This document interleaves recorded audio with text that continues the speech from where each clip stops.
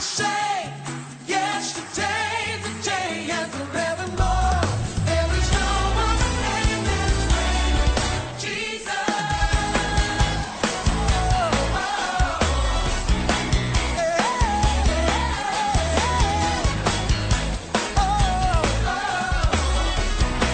Said he's faithful. Come on. Faithful, powerful, wonderful. Jesus is beautiful, merciful, natural. Jesus is highly mighty, worthy. Jesus is gracious, patient, generous. And there is no other name that is greater than Jesus. Shalom, selamat pagi Bapak Ibu yang dikasih Tuhan. Kita bersuka cita, setiap hari Tuhan selalu membimbing kehidupan kita. Dan saat ini kita sudah memasuki minggu kedua di bulan Agustus. Tidak terasa kasih setia Tuhan selalu ada, penyertaannya selalu ada. Dan mari kita mau mulai ibadah bersama-sama pada pagi hari ini. Siapkan hatimu, siapkan semuanya dalam saat kita mau masuk lebih jauh lagi dalam ibadah online kita pada pagi hari ini. Kita mau mendapatkan sesuatu dari Tuhan. Mari kita bersatu hati dalam doa bersama-sama. Bapa dalam surga, terima kasih ya Bapa. Kami mengingat Tuhan, penyertaan-Mu yang begitu luar biasa dalam kehidupan kami. Engkau selalu ada Tuhan menyertai setiap kami ya Bapa. Dalam segala hal Tuhan yang kami lalui Tuhan, hari lepas hari ya Bapa. Kami tahu Tuhan, Engkau tidak pernah Tuhan meninggalkan kami seorang diri. Engkau selalu ada Tuhan, memberikan kami kekuatan yang baru Tuhan. Tolonglah kami ya Bapa, dimanapun kami ada Tuhan, di rumah kami masing-masing Tuhan. Kami rindu hadirat-Mu, lawatan-Mu Tuhan. Melingkupi kami Tuhan dan isi keluarga, seluruh keluarga kami Tuhan. Dan setiap jemaat Tuhan, baik di Pur dan di Geraha ya Bapa. Ada kekuatan Tuhan daripada-Mu Tuhan, yang menyanggupi kami Tuhan, menyanggupkan kami Tuhan. Untuk senantiasa berserah kepada-Mu, Allah kami yang hidup, dan kami percaya selalu ada harapan di dalam Tuhan. Terima kasih dalam surga, kami akan mulai Tuhan ibadah online kami pada pagi hari ini dengan hati yang penuh sukacita ya Bapa, dengan hati yang penuh ucapan syukur, karena Tuhan Allah kami Allah yang luar biasa. Terima kasih Bapa dalam surga, di dalam nama-Mu saja Tuhan Yesus, kami buka Tuhan ibadah kami pada pagi hari ini. Haleluya, amin. Amin. Mari kita mau bersuka cita. Kita mau minta Tuhan datang dan bertata dalam kehidupan kita. Kita mau angkat pujian itu bersama-sama. Kita ingat Tuhan kita adalah pelukis cakrawala. Dia sanggup melakukan segala sesuatu dalam kehidupan kita. Kita mau bersuka cita. Kita mau merindukan kuasa Tuhan. Biarlah lawatannya terjadi dalam kehidupan kita senantiasa. Amin. Haleluya.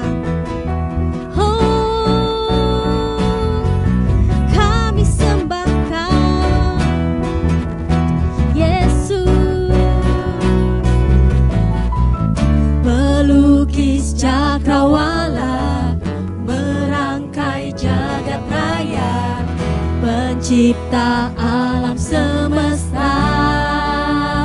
Dia pemilik kehidupan, pemilik kehidupan, yang sanggup menyelamatkan. Dialah jalan kebenaran. Mari rindukan Tuhan. Kami rindukan kuasa lawatan-Mu, kebangkitan pasti terjadi. Datanglah dan bertahta, kuat dan berkuasa, saat hati bersatu, menaikkan pujian, belenggu dipatahkan, mujizat dinyatakan. Mari kita sama-sama berkata, Great is our God. pemilik kehidupan adalah Tuhan kita yang berkuasa. Amin. Haleluya. Pemilik kehidupan, sanggup menyelamatkan. Dialah jalan kebenaran. Kami rindukan kuasa lawatan-Mu,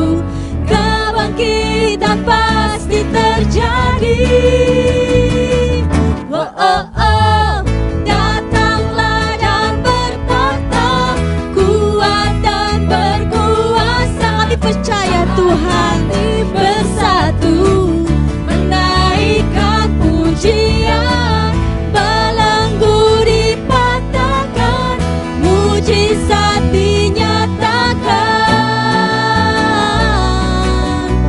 Great is our God. Kami rindukan Tuhan. Kami nyatakan Tuhan, kita mau angkat kuasa ini. Kami rindukan kuasa lawatan-Mu. Haleluya. Kami rindukan kuasa lawatan-Mu. Kebangkitan pasti terjadi. Datanglah dan bertata. Oh, oh, oh. Datanglah dan bertata, kuat dan berkuasa. Saat hati bersatu, menaikkan pujian, belenggu dipatahkan, mujizat dinyatakan. Great is our God. Great is our God. Datanglah dan bertata, kuat dan berkuasa. Saat hati bersatu, menaikkan pujian, belenggu dipatahkan, mujizat dinyatakan. Great is our God. Kita percaya datanglah dan bertahta Tuhan dalam kehidupan kami. Dia kuat dan berkuasa. Kita mau menaikkan pujian ini terus menerus Tuhan. Kita mau menyatakan kebaikan yang luar biasa. Datanglah dan bertahta. Datanglah dan bertahta, kuat dan berkuasa. Saat hati bersatu, menaikkan pujian, belenggu dipatahkan, mujizat dinyatakan. Great is our God. Datanglah dan bertata, kuat dan berkuasa. Saat hati bersatu, menaikkan pujian, belenggu dipatahkan, mujizat dinyatakan. Great is our God. Katakan, great is our God. Our God. Great is our God. Amin. Haleluya. Tuhan Allah kita Allah yang luar biasa. Mari kita memberikan penghormatan kita yang khusus kepada Tuhan. Kita mau bersuka cita dan kita minta Tuhan penuhi hatiku dengan hadir-Mu Tuhan. Kami mau memandang Tuhan wajah-Mu pada pagi hari ini. Kami merindukan kuasa Tuhan melawat setiap kami. Kami tidak sanggup Tuhan berjalan tanpa-Mu ya Bapa. Haleluya Yesus. Haleluya. Kami mau dekat dengan-Mu ya Bapa. Haleluya Yesus Tuhan. Haleluya Yesus. Kami sembah Kau Yesus. Mari katakan, penuhi hatiku. Penuhi hatiku dengan hadir, dengan hadir-Mu. Ku rindu memandang wajah-Mu, oh Tuhan, di dalam kekudusan-Mu.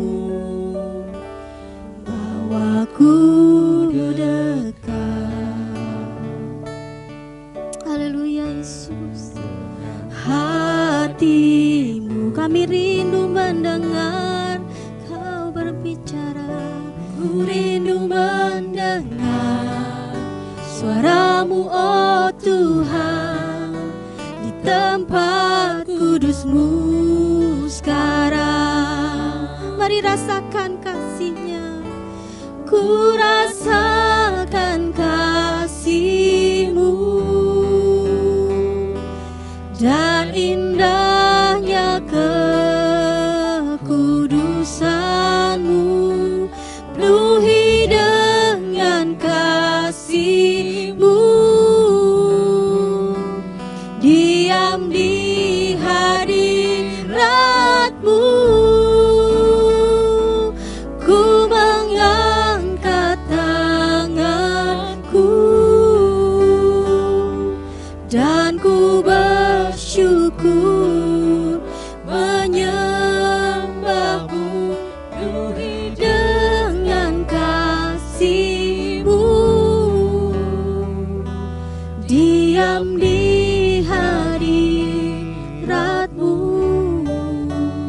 ini waktu yang indah. Kita mau berbicara dengan Tuhan, menghadap wajah-Nya, mengungkapkan segala isi hati kita. Penuhi hatiku dengan hadir-Mu.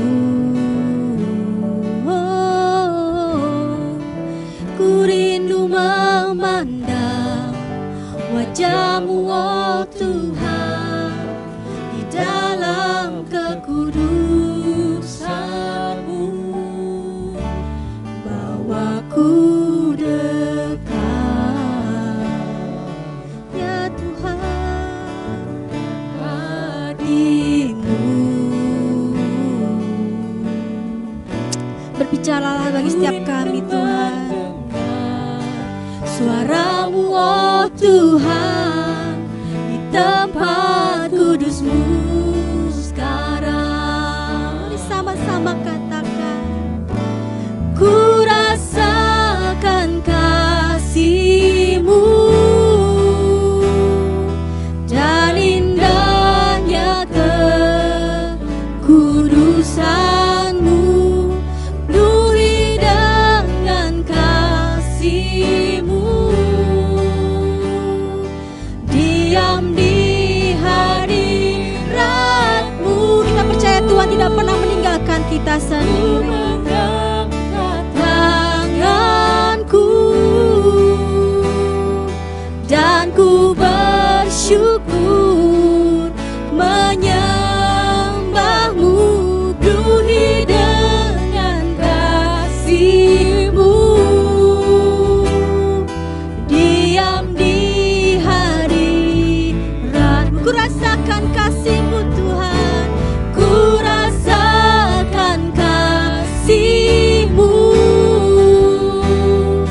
dan indahnya kekudusan-Mu. Penuhi dengan kasih-Mu, diam di hadirat-Mu. Mari angkat tangan kita, serahkan hidupmu kepada Tuhan. Dia sanggup menjawab segala pergumulan hidup kita. Menyembah-Mu, penuhi dengan kasih-Mu, diam di hadirat-Mu. Mari kita mau berdiam di hadirat Tuhan. Haleluya. Mari kita mau sembah Dia, tinggikan Dia, panggillah namanya. Di saat kita berseru, di saat kita mengetuk, pintu akan Tuhan bukakan. Haleluya Yesus. Terima kasih Tuhan. Kami percaya Tuhan, Kau melakukan sesuatu Tuhan bagi setiap kami saat ini. Kau ada beserta kami ya Bapa, dalam setiap musibah yang terjadi dalam kehidupan kami Tuhan. Kami percaya Engkau menggendong kami Tuhan. Terima kasih Yesus. Ku rasakan kasih-Mu, ku rasakan kasih-Mu dan indahnya kekudusan-Mu. Penuhi dengan kasih-Mu, diam di hadirat-Mu. Ku mengangkat tanganku dan ku bersyukur. Mari angkat ucapan syukur, senantiasa bersyukur dengan kasih-Mu, diam di hadirat-Mu. Penuhi dengan kasih-Mu, penuhi dengan kasih-Mu, diam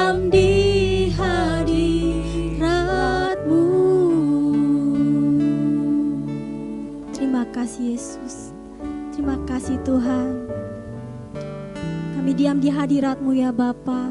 Dan kami siap mendengarkan firman-Mu Tuhan yang menjadikan kekuatan Tuhan dalam kehidupan kami. Biarlah Engkau urapi hamba-Mu Tuhan yang akan menyampaikan firman-Mu. Di dalam nama-Mu Tuhan, kami mengucap syukur Tuhan. Dan kami siap mendengarkan Tuhan, Kau berbicara bagi setiap kami. Haleluya. Amin. Shalom saudara-saudara yang sangat berharga di hati Tuhan. Hari ini kita ada dalam satu ibadah yang diberkati oleh Tuhan. Mengapa disebut ibadah yang diberkati oleh Tuhan? Dalam kitab Keluaran 23 ayat 25 memberitahu kepada kita bahwa kita harus beribadah kepada Tuhan Allah. Sebab Allah memberikan jaminan, memberikan janji ketika kita ibadah. Maka kita akan diberkati oleh Tuhan. Roti makanan kita diberkati, air minuman kita diberkati. Maka Tuhan juga akan menjauhkan kita dari segala sakit penyakit. Oleh karena itu saudara, beribadahlah dengan setia. Sekalipun mungkin kita belum bisa berkumpul di sebuah gereja dengan baik, tetapi nikmatilah sebuah ibadah dari hati kita kepada Allah. Dan saya percaya Tuhan pasti memberkati kita. Hari ini saudaraku, Tuhan mau ingatkan kepada kita bahwa kita tidak perlu tawar hati dalam segala kondisi dalam hidup ini. Kita harus tetap dapat mempertahankan keyakinan kita kepada Allah dan janganlah tawar hati apapun kondisi dan situasi hidup hari ini.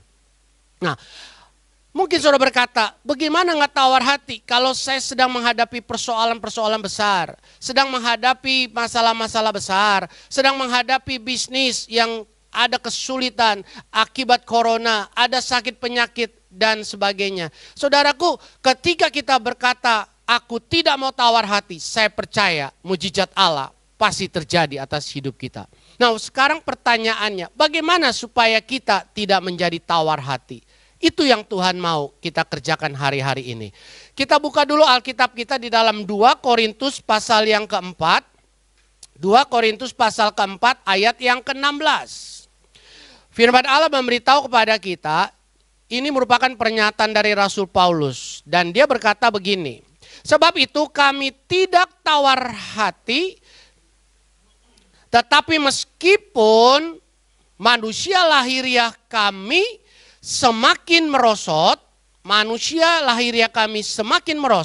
namun manusia batinia kami dibaharui dari sehari ke sehari.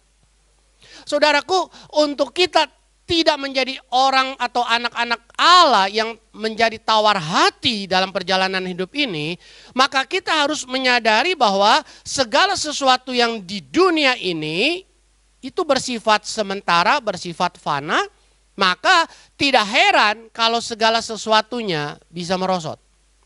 Kalau konteks ini bicara tentang manusia lahiriah bisa merosot.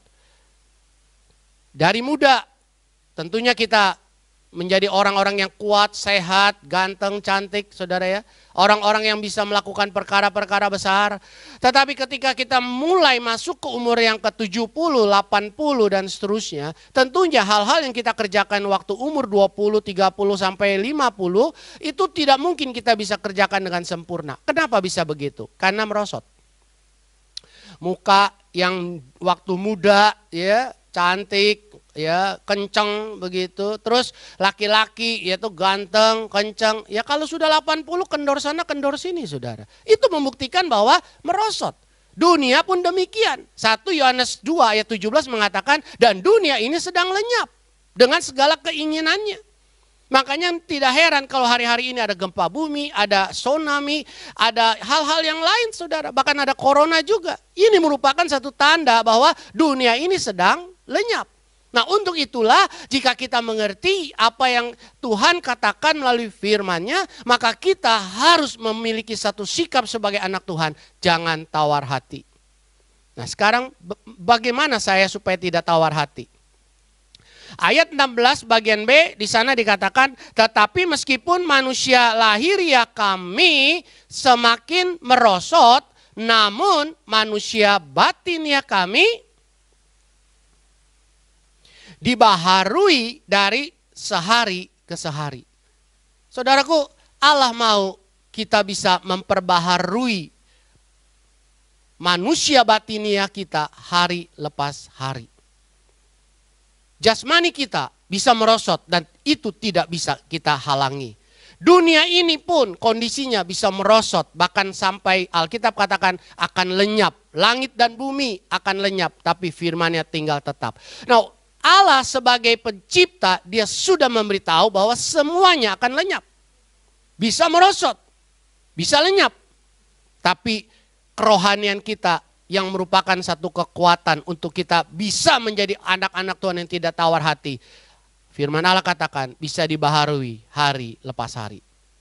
Bagaimana kita bisa memperbaharui manusia batinnya kita hari lepas hari? Alkitab katakan makanlah dengan makanan yang sehat. Kalau saudara membaca dalam Matius 4 ayat yang keempat, ketika Yesus dicobai di padang gurun, maka Yesus menjawab iblis itu dengan satu kalimat yang sangat luar biasa. Di situ dikatakan, tetapi Yesus menjawab, ada tertulis manusia hidup bukan dari roti saja. Manusia hidup bukan dari roti saja. Kata bukan dari menunjukkan bahwa ada makanan yang lain selain roti, saudara. Apa itu makanan itu yang dikatakan oleh firman Allah? Di sini dikatakan, tetapi dari setiap firman yang keluar dari mulut Allah. Jadi saudaraku sebagai anak Tuhan, jika kita mau menjadi anak Tuhan yang tidak tawar hati, kuat, tidak mudah menyerah dalam menghadapi situasi kondisi apapun juga, maka kita harus pastikan kita akan makan makanan rohani. Apa itu? Firman Allah. Apa itu? Yang saudara kita kenal sebagai Alkitab. Manusia hidup bukan dari roti saja, roti jasmani, tapi juga harus makan dari roti hidup. Jadi bagi saya saudaraku, kalau saya membaca Alkitab, saya tidak berkata saya sedang membaca Alkitab atau sedang merenungkan Alkitab. Saya punya istilah, saya sedang makan roti hidup. Ketika saya baca Alkitab, saya katakan saya sedang makan roti hidup. Nah, ini yang harus ada dalam diri kita, saudara. Saya mau beri satu informasi, Kejadian pasal 1 sampai Wahyu 22, kalau saudara pelajari, jumlah pasalnya adalah 1189 pasal. Kalau kita genepin 1200 pasal. Dan 1200 pasal, kalau kita bisa baca tiap hari 10 pasal, maka 120 hari sama dengan 4 bulan, sebenarnya anak Tuhan sudah bisa menyelesaikan kitab Kejadian sampai Wahyu. Kalau saudara berkata 5 pasal, berarti 8 bulan. 3 pasal, berarti 1 tahun. Saudara bisa selesaikan dari Kejadian sampai Wahyu. Pertanyaannya, sudahkah saudara dalam mengiring Tuhan sampai hari ini menyelesaikan seluruh Alkitab?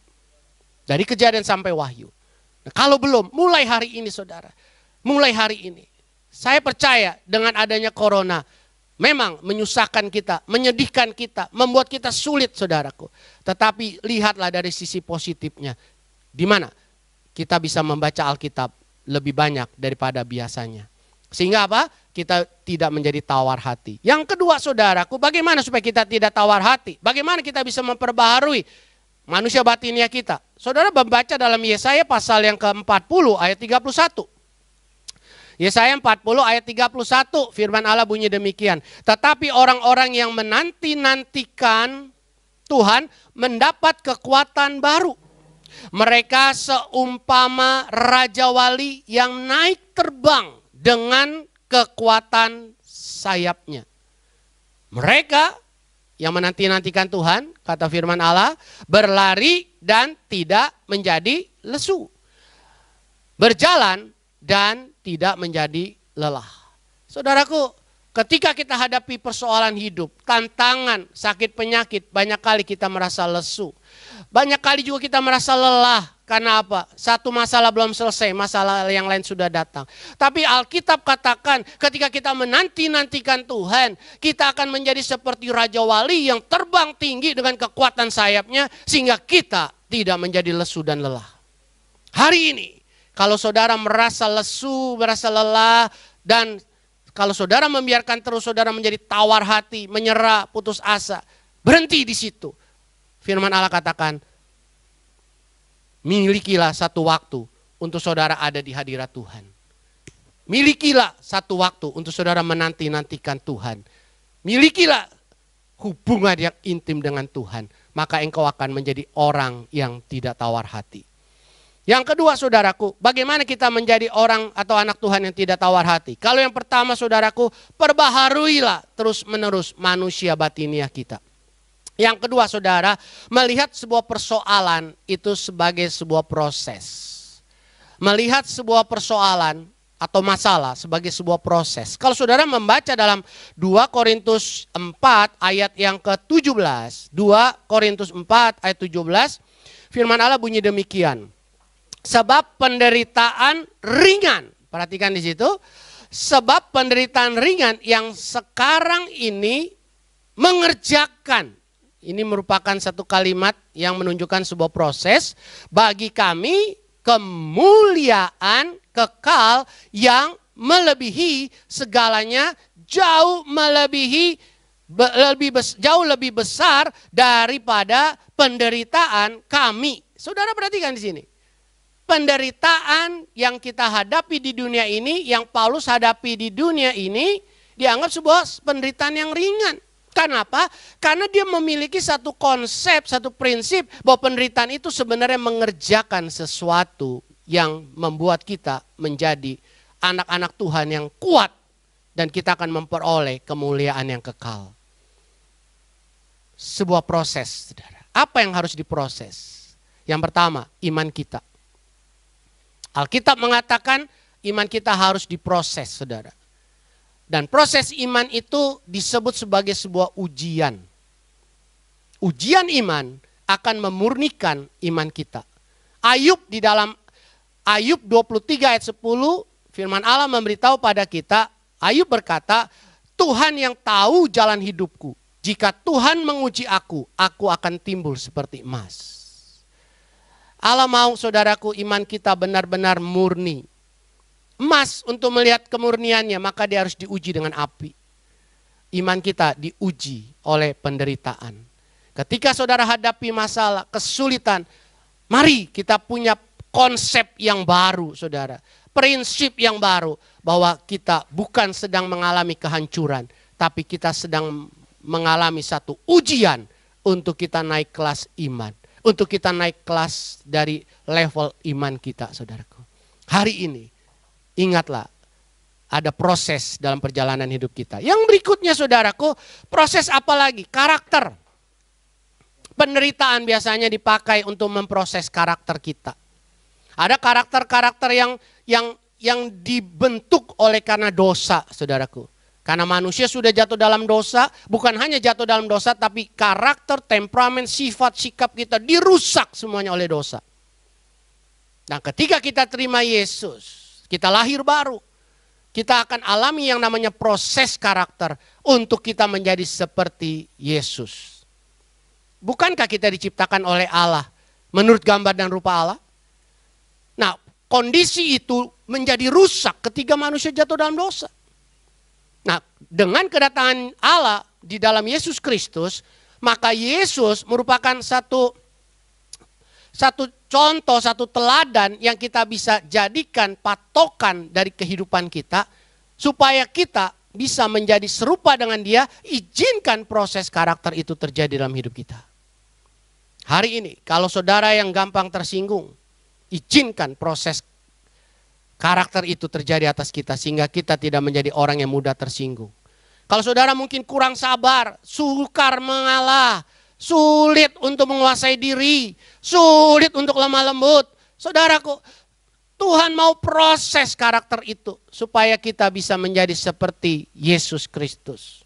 Kalau saudara sukacitanya karena uang, tidak ada uang, tidak ada sukacita, proses karakter itu akan terjadi dalam hidup kita. Sehingga kita akhirnya punya uang atau tidak punya uang, tetap kita bisa bersukacita.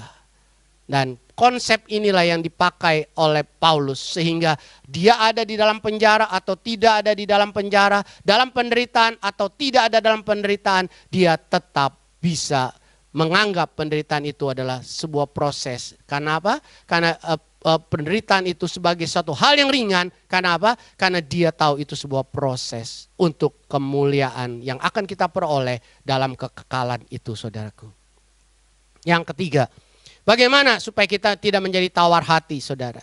Yang ketiga, saudaraku, di dalam ayat yang ke-18, ayat 18 memberitahu kepada kita bahwa sebab kami tidak memperhatikan yang kelihatan, melainkan yang tak kelihatan. Karena yang kelihatan adalah sementara, sedangkan yang tak kelihatan adalah kekal. Saya kasih contoh diri saya sendiri, saudara ya. Saudara, saya seorang pendeta yang sudah melayani Tuhan 32 tahun. Mata saya buta ketika umur saya 16 tahun, kurang lebih 41 tahun yang lalu.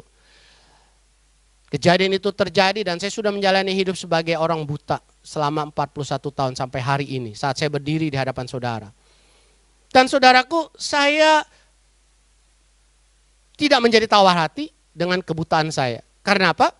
Karena saya tahu Alkitab berkata setiap mata akan memandang Tuhan Yesus ketika dia datang di awan-awan.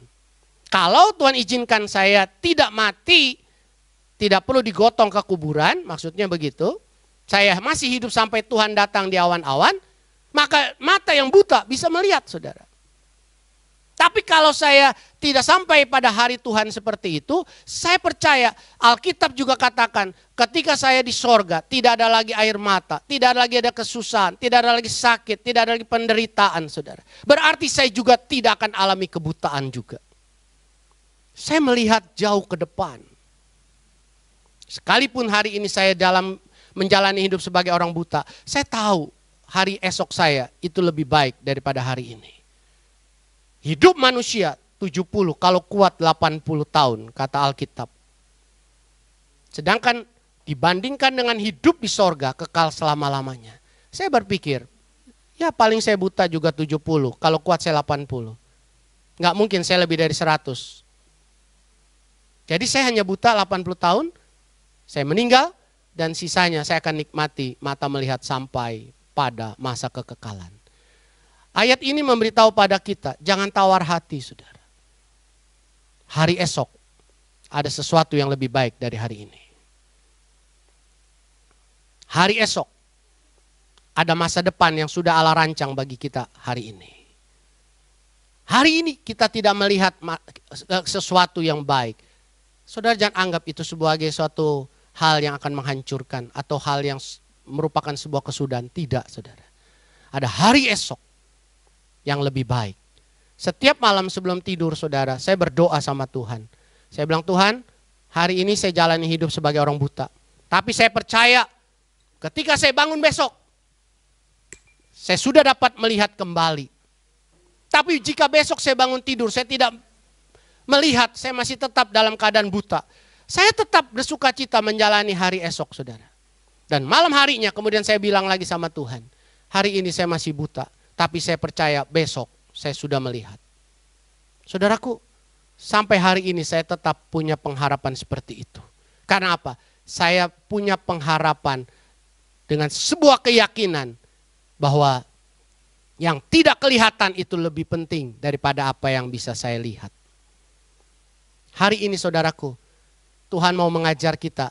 Kalau hari ini engkau sedang punya masalah, kesulitan, sakit, penyakit, tanamkan sebuah keyakinan bahwa bagi Allah tidak ada yang mustahil.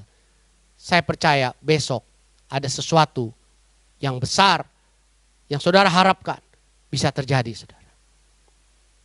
Kita bisa melihat masalah itu hari ini, tapi marilah juga kita bisa melihat apa yang akan kita alami dari Allah yang sanggup menolong kita. Allah yang pencipta langit bumi dan isinya. Bagi Allah tidak ada yang mustahil. Besok dia bisa melakukan sesuatu yang besar bagi hidup kita. Ketika hari ini kita hadapi masalah, jangan tawar hati, saudara. Karena besok ada mujizat yang terjadi. Selangkah lagi saudara akan lihat mujizat itu. Mari melangkah dengan Tuhan. Dan saya percaya Tuhan pasti berkati saudara. Jangan tawar hati, saudara. Hadapi hari ini, besok dan seterusnya. Apapun kondisi hidup kita, jangan tawar hati. Mari kita berdoa. Kalau saudara hari ini menyadari saudara sedang ada dalam posisi tawar hati. Mungkin saudara ada dalam situasi hampir menyerah, hampir putus asa. Atau saudara berada dalam satu jalan, di dalam satu persimpangan jalan dan saudara sedang ada dalam situasi yang tidak mengenakan. Sakit penyakit, lelah, lesu. Kalau saudara adalah orangnya, saudara boleh taruh tangan kirimu di dada. Yang kedua, kalau saudara berkata, saya perlu Tuhan. Mungkin saudara selama ini jauh dari Tuhan. Saudara ketika hadapi masalah, saudara lari dari Tuhan. Hari ini jangan lari, kembali ke salib, kembali ke Tuhan, maka engkau akan kuat di situ, saudara. Kalau engkau adalah orangnya, taruh tangan kirimu di dada, saya akan berdoa. Mari kita berdoa. Bapa kami dalam sorga, engkau melihat tangan-tangan yang ditaruh oleh anak-anakmu di dada mereka. Sebagai bukti bahwa mereka percaya Allah sanggup tolong mereka. Sebagai bukti bahwa mereka tidak mau menyerah, tidak mau tawar hati, tidak mau putus asa. Hamba berdoa dalam nama Tuhan Yesus, kiranya Tuhan akan memberikan mujizat, pertolongan, kemenangan, kelepasan untuk mereka. Dan kalau mereka selama ini hatinya jauh dari Tuhan, bawalah hati mereka dekat lagi pada Tuhan. Sebab firman Allah katakan, kami tidak akan mengalami letih lesu ketika kami ada di hadirat Allah. Sebab saat kami ada di hadirat Allah, maka kami akan mengalami kekuatan Allah. Dan kami akan kuat seperti Raja Wali terbang dengan kekuatan sayapnya. Tuhan, tolonglah anak-anakmu semua yang hari ini mereka sedang hadapi persoalan. Hamba percaya apapun persoalannya, mujizatmu cukup untuk menyelesaikan semuanya. Berkat-Mu melimpah atas mereka. Dalam nama Tuhan Yesus kami berdoa, kami bersyukur. Haleluya. Amin. Shalom, selamat pagi, selamat jumpa lagi kepada jemaat-jemaat Tuhan yang saya kasihi. Senang kita bisa ada bersama-sama di dalam ibadah online. Tetap sabar, tetap bersukacita, karena apapun semuanya baik dan Tuhan dimuliakan. Salam saya buat kita semua, Maranatha, datanglah ya Tuhan. Dan kita bersyukur kita sudah mendengar kebenaran firman Tuhan oleh hambanya Bapak Pendeta Welling, dan kita pasti sudah diberkati. Pesan saya di minggu kedua bulan Agustus ini, saya ingin membacakan sebuah ayat yang terdapat di dalam Kejadian pasalnya yang ke-40, ayatnya yang ke-23, yang berbunyi seperti ini. Tetapi Yusuf tidaklah diingat oleh kepala juru minuman itu, melainkan dilupakannya. Bapak Ibu Saudara yang dikasihi Tuhan, ini cerita tentang Yusuf dan tentunya kita tahu semua. Sekalipun jasa atau kebaikan dilupakan, maka masih ada Allah yang memperhitungkan semuanya. Bapak Ibu, Yusuf adalah anak kesayangan dari Bapak Yakub, kita tahu semua. Dan sebenarnya dia telah berjasa ketika dia bisa mengartikan mimpi dari seorang juru minuman yang bersama-sama ada di dalam penjara saat itu. Dan Yusuf dilupakan oleh kepala juru minuman itu. Padahal Yusuf sudah memohon, bilang kau nanti akan menerima kebaikan-kebaikan dari Tuanku Raja. Ingat aku, ingat teman-temanmu. Tapi juru minuman itu melupakannya. Tapi apa yang diperbuat oleh Yusuf?